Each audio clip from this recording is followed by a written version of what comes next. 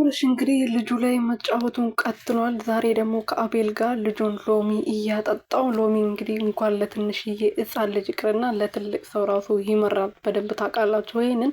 እና ሩትዬ እንግዲህ ለምን ልጇን እንደዚህ እንዲጫወቱባት እንደፈቀደች ባላቅም አቤል ከጠላቶቿ ውስጥ አንዱ ነው እንግዲህ እንደምናውቀው። ግን ልጇን አቅፎ እንደዚህ ሲያደርገው ነበረና ሲጫወትበት ነበረ።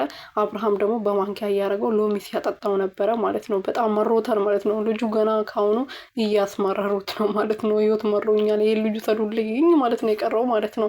ሰላም ቤተሰብ እንዴት ናችሁ? ደህና ናችሁ ወይ? እኔ ያለው እግዚአብሔር ይመስገን። በያላችሁበት ሰላማችሁ ብዘት ትርፍርፍ ይበልልኝ።